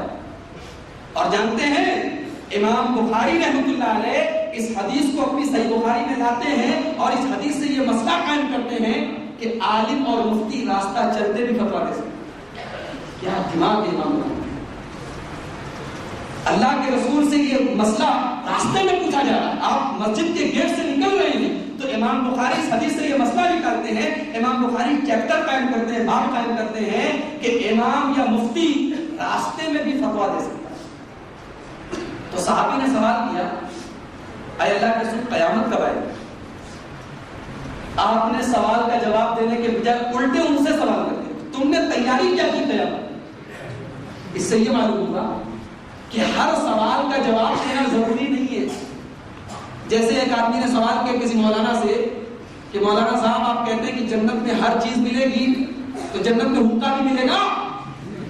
حقے کے شوقین تھے وہ، بولے جنت میں حقہ بھی ملے گا، آپ کہتے ہیں کہ جنت میں ہر چیز ملے گی، نعمتیں ملے گی، تو مجھے حقہ بہت پسند ہے، تو جنت میں حقہ ملے گا کہ نہیں؟ تو مولوی صاحب نے کہا ملے گا ضرور، لیکن حقے کو جلانے کے لیے آگ چاہیے، وہ جہنم سے لانی پڑے گی۔ تو ہر سوال کا جواب نہیں دیا جا سکتا، نہ ہر سوال اس لائق ہوتا ہے کہ اس کا جواب دے۔ آج کل لوگ بہت الٹے سیدھے سوال کرتے ہیں۔ اب لوگ سوال کرتے ہیں صاحب ابلیس کی شادی ہوئی تھی کہ نہیں ہوئی؟ کیا کرو گے بھائی یہ جان؟ حابیل قابیل کے بیچ میں جس لڑکی کی وجہ سے جھگڑا ہوا اس لڑکی کا نام کیا تھا؟ آپ کو رشتہ کرنا ہے اس سے؟ سوال وہ کیا جائے جس کا تعلق دنیا اور دین کے کسی فائدے سے۔ اب رمضان کا مہینہ آیا، اب آپ کوئی ایسی چیز ہے، مثال کے طور پہ مولانا صاحب ٹوتھ برش استعمال کرنے سے، ٹوتھ پیسٹ استعمال کرنے سے روزہ ٹوٹتا ہے، یہ ایک سوال ہے، ایک ایسا سوال ہے جس کا سب کو سامنا کرنا پڑتا ہے۔ تو جواب بھی دے دوں کیا اس سوال؟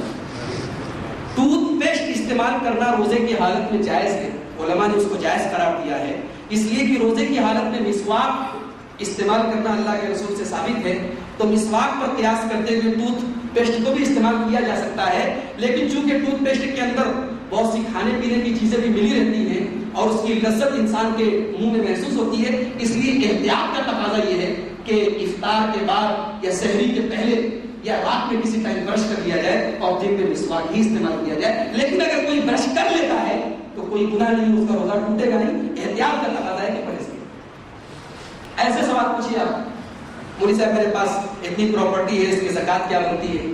اب یہ ایک مسئلہ ہے، اس کا تعلق آپ کے دین سے۔ لوگ مسئلے عجیب عجیب پوچھتے ہیں۔ اب وہ فیس بک اور واٹس ایپ پر قرآن میں اتنے پیڑوں کا نام آیا، قرآن میں اتنے پھلوں کا نام آیا، اور لوگ سمجھتے ہیں یہ بہت بڑی نالج کی چیز ہے۔ ارے اس کو جان کے کیا کرو گے کہ قرآن میں کتنے پیڑوں کا نام آیا؟ یہ کوئی فائدہ ہے اس سے جان کے؟ قرآن میں کتنی ترکاریوں کا نام آیا، قرآن میں کتنی سبزیوں کا نام آیا، قرآن میں کتنے جانوروں کا نام آیا؟ ایسے سوالات نہیں کرنے چاہیے، سوال وہ کرنا چاہیے جس کا دین اور دنیا سے کوئی فائدہ ہے۔ تو صحابی نے سوال کیا کہ قیامت کب آئے؟ تو اللہ کے رسول نے ان کو جواب نہیں دیا، الٹے ان سے سوال کیا تم نے تیاری کیا کی؟ اس لیے کہ یہ جاننے سے کیا فائدہ کہ قیامت کب آئے؟ مین امپورٹنٹ چیز تو یہ ہے کہ آپ نے تیاری کیا کی۔ تو صحابی کا جواب سنیں، کہتے ہیں اللہ کے رسول ما عادت لہا بشیء، میرے پاس کوئی تیاری نہیں، بس رمضان کا روزہ رکھتا ہوں، فرض نماز پڑھتا ہوں، جو اللہ تعالیٰ نے فرض کیا ہے بس وہی کام کرتا ہوں۔ میرے پاس بہت زیادہ نماز نہیں ہے، نفل نماز، بہت زیادہ نفل روزہ نہیں ہے، بہت زیادہ میرے پاس صدقہ اور خیرات نہیں۔ اے اللہ کے رسول، نہ تو میں بہت زیادہ نماز پڑھتا ہوں، بہت زیادہ نماز کا کیا مطلب کہ پانچوں ٹائم کی بھی نہیں پڑھتے؟ ہمارے یہاں بہت زیادہ نماز کا یہی مطلب سمجھا جاتا ہے، پانچوں ٹائم کا جو نمازی ہے بہت نماز پڑھتا ہے، اس لیے کہ 90% لوگ ایسے ہیں جو جمعہ نماز پڑھتے ہیں۔ تو صحابی نے کہا میں بہت زیادہ نماز نہیں پڑھتا، کیا مطلب؟ یعنی فرض پڑھتا ہوں، تہجد نہیں پڑھتا، نفل نمازوں کی زیادہ نہیں پڑھتا، بہت زیادہ روزے نہیں رکھتا، بہت زیادہ صدقہ اور خیرات نہیں کرتا، لیکن میں اللہ اور اس کے رسول سے محبت کرتا ہوں۔ اے اللہ کے رسول، میری کوئی تیاری نہیں ہے، میں تہجد نہیں پڑھتا، میں نفل نمازیں نہیں پڑھتا، میں نفل روزے نہیں رکھتا، ولکنی احب اللہ ورسولہ، لیکن میں اللہ اور اس کے رسول سے سچی محبت کرتا ہوں۔ تو رسول اکرم صلی اللہ علیہ وسلم نے جواب دیا، انت مع من احببت. اچھا تم اللہ اور اس کے رسول سے سچی محبت کرتے ہو تو جاؤ تم جس سے محبت کرتے ہو اسی کے ساتھ رہو. تم جس سے محبت کرتے ہو اللہ کے ہاں تم اسی کے ساتھ رہو گے. صحابی خوش ہو کے چلے گئے. حضرت انس کہتے ہیں نبی کے منہ سے یہ جملہ سن کے ہمیں اتنی خوشی ہوئی کہ اسلام لانے کے بعد اتنی خوشی مجھے کبھی نہیں ہوئی کہ انسان جس سے محبت کرے گا دنیا میں آخرت میں بھی اسی کے ساتھ رہے گا. پھر حضرت انس کہتے ہیں کہ میں اللہ کے رسول سے, حضرت ابوبکر سے اور حضرت عمر سے سچی محبت کرتا ہوں, اگرچہ میں ان کے جیسا عمل نہیں کرتا لیکن مجھے امید ہے کہ میں جنت میں ان کے ساتھ ہوں. تو رسول سے محبت, جس کے دل میں سچی محبت پیدا ہو جائے میرے بھائیوں, وہ جنت میں رسول کی صحبت پائے گا, رسول کا ساتھ پائے گا. ہماری مائیں بہنیں بھی باتیں سن رہی ہیں. آج دین کو ڈیوائڈ کر دیا گیا. آج دین جو ہے مردوں کے لیے زیادہ ہو گیا, عورتوں کے لیے کم ہو گیا. اس لیے کہ علماء نے پہلے لگا دیے عورتیں مسجد میں نہیں جا سکتی, مسجد میں جائیں گی تو فتنہ ہوگا, عرس شریف میں جائیں گی تو فتنہ نہیں ہوگا, مارکیٹ میں جائیں گے فتنہ نہیں ہوگا, بازاروں میں گھومیں گے فتنہ نہیں ہوگا. اللہ کا گھر ہی ایسا ہے جہاں سب سے زیادہ فتنہ ہوتا ہے, جہاں آئیں گے تو فتنہ ہوتا ہے. اللہ سمجھ دے, اللہ ہدایت دے. نبی کے زمانے میں عورتیں جاتی تھیں مسجد میں 5 ٹائم کی نماز پڑھتی تھی. حضرت عبداللہ ابن عمر نے ایک بار حدیث بیان کی اللہ کے رسول کی کہ اگر تمہاری عورتیں مسجد میں جانا چاہیں تو ان کو مت روکو. عبداللہ بن عمر کے ایک لڑکے بلال بیٹھے ہوئے تھے, کہا کہ ابا جان ہم تو روکیں گے, واللہ لنمنعہن, ہم تو اپنی عورتوں کو مسجد جانے سے روکیں گے, یتخذن قدرن, اس لیے کہ عورتیں مسجد میں جا کے بڑا فتنہ مچے. حضرت عبداللہ ابن عمر اپنے بیٹے کی یہ بات سن کر ناراض ہو جاتے ہیں کہ میں تجھ کو نبی کی حدیث پڑھ کے سنا رہا ہوں کہ اگر تمہاری عورتیں مسجد میں جانا چاہیں تو مت روکو, اور تو یہ بول رہا ہے کہ ہم تو روکیں گے. حضرت عبداللہ ابن عمر اپنے اس بیٹے سے ناراض ہو جاتے ہیں, اور بعض روایات میں آتا ہے کہ اپنے اس بیٹے کو چھڑی سے مارتے بھی ہیں, اور پھر اپنے اس بیٹے سے زندگی بھر بات نہیں کرتے. یہ تھے صحابہ. نبی کی بات کے آگے تیری کیا وجہ ہے؟ یہاں نبی کی حدیث پیش کرو, ہمارے امام صاحب نے یہ کہا ہے, ہمارے پیر صاحب نے یہ کہا, ہمارے بزرگ صاحب نے یہ کہا. امام شافعی رحمۃ اللہ علیہ اتنے جلیل القدر امام ہیں, اتنے بڑے امام ہیں. ایک بار ایک آدمی ان کے پاس,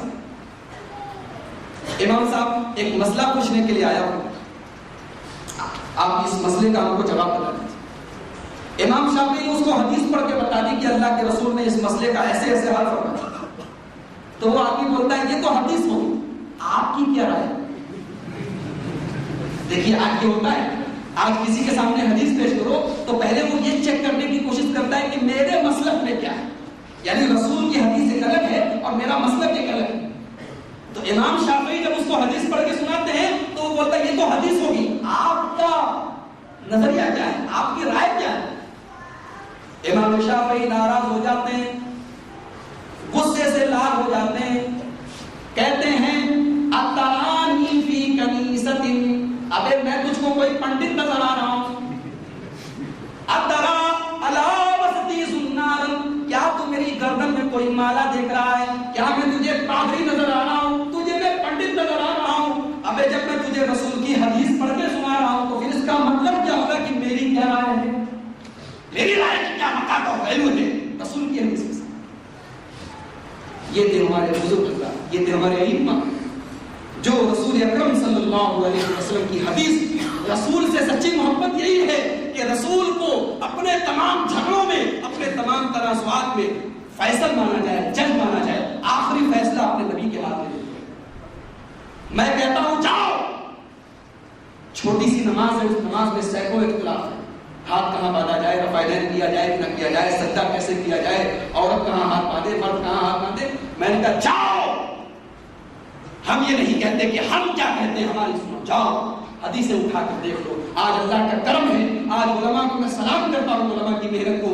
آج وہ تمام حدیث کی کتابیں آج الحمدللہ انٹرنیٹ پر آ چکی ہیں, آج موبائل پر موجود ہیں, کمپیوٹر پر موجود ہیں. جاؤ چیک کر لو, جاؤ پتا کر لو, جاؤ تحقیق کر لو, اور جو طریقہ نبی نے بتایا ہو اس کو اپنا لو. میرا طریقہ بتنا, میں کیا کہتا ہوں میری کوئی وقت نہیں, رسول نے جو کہا اس کو.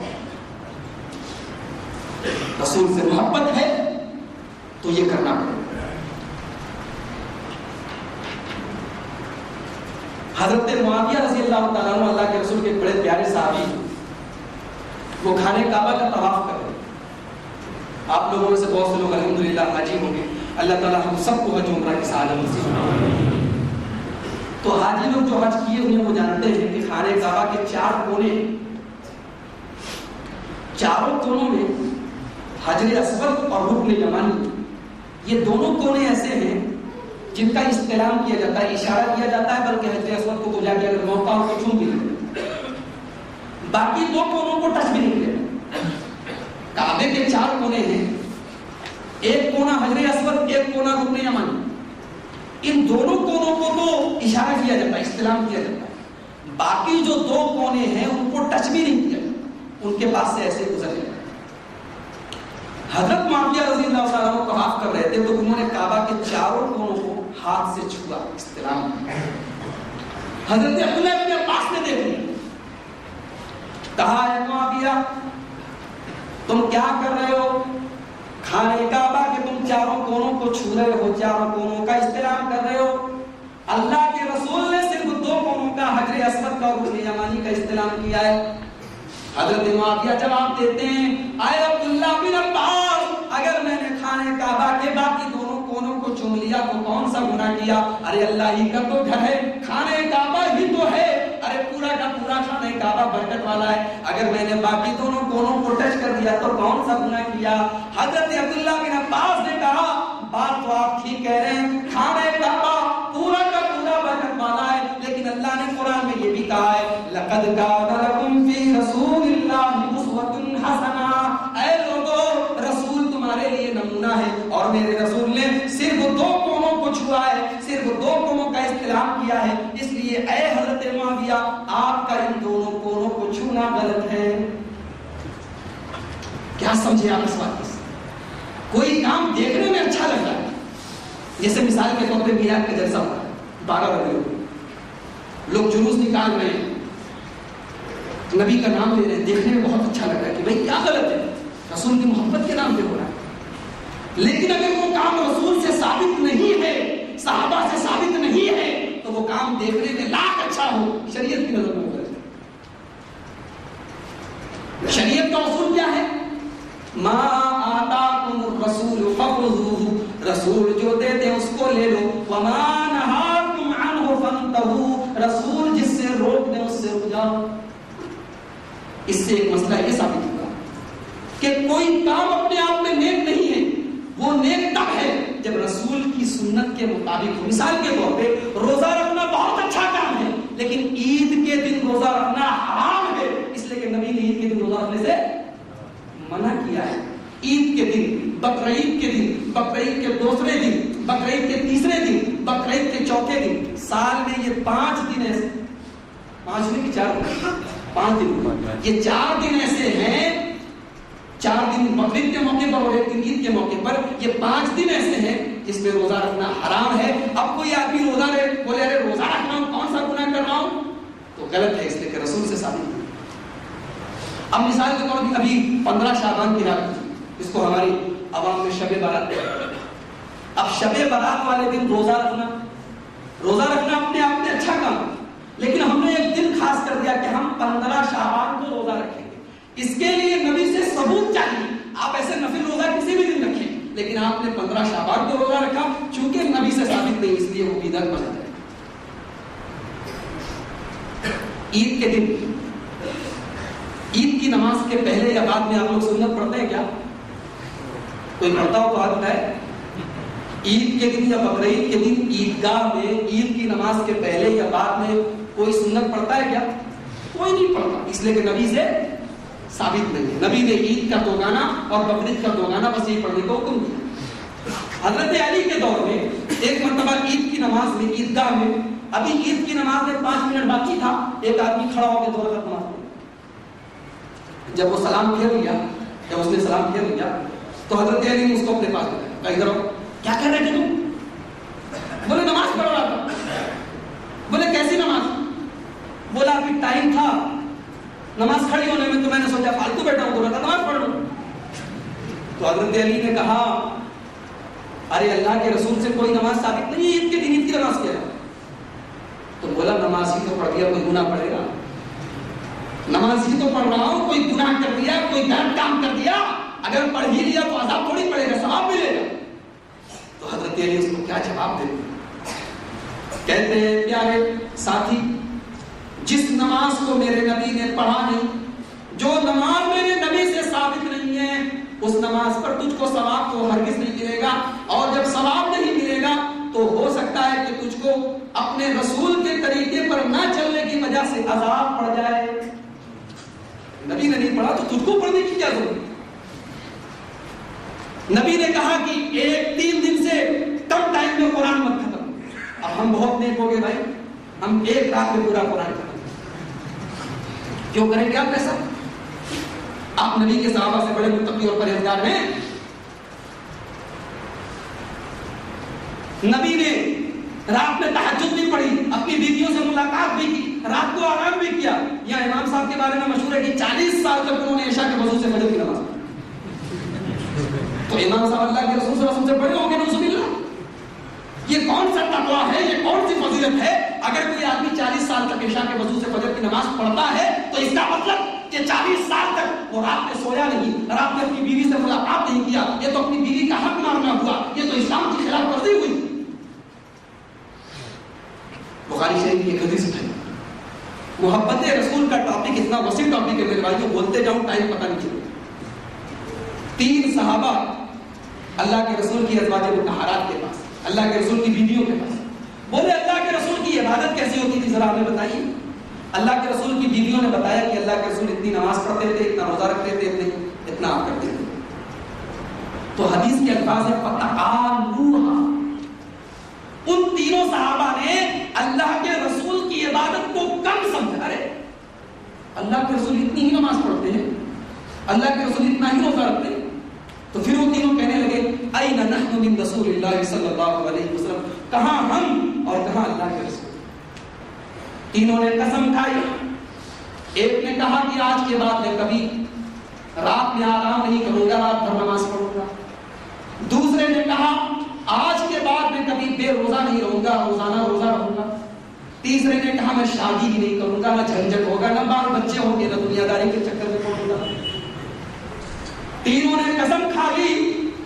اللہ کے رسول کو پتہ چلا، آپ نے تینوں کو بلوایا، آپ نے کہا کیا تم تینوں نے ایسی ایسی بات کہی ہے؟ کہا کہ ہاں اللہ کے رسول ہم نے ایسی ایسی بات کہی ہے۔ آپ نے فرمایا سنو، انی لاخشاکم للہ واتقاکم لہ، میں تم سب سے زیادہ اللہ سے ڈرنے والا ہوں، اللہ کا تقویٰ سب سے زیادہ میرے اندر۔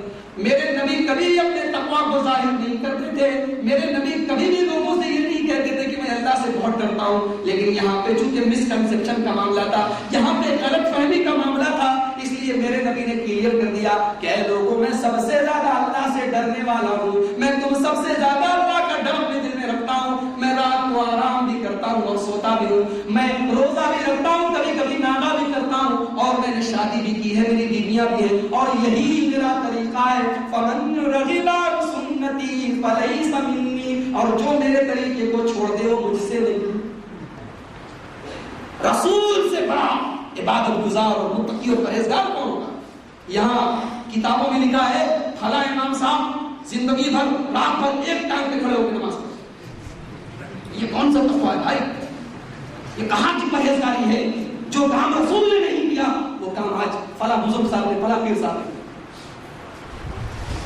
صحابہ کے اوپر کیسی کیسی پریشانیاں آئی، لیکن صحابہ نے کبھی بھی اللہ کے رسول کی قبر انور کے پاس، اللہ کے رسول کے روضے مبارک کے پاس جا کے اللہ کے رسول سے ڈسکشن نہیں کیا۔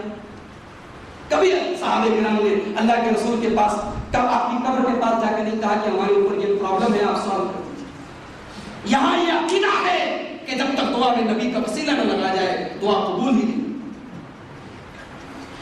بڑے بڑے صحابہ نے، بڑے بڑے تابعین نے نبی کی قبر کی زیارت کی، نبی کا ہاتھ کسی کے لیے قبر کے اندر سے نہیں نکلا، لیکن ایک کتاب ہے، میں نام نہیں لوں گا، کتاب کا نام لینے کے پہلے مجھے غسل کرنا پڑے گا۔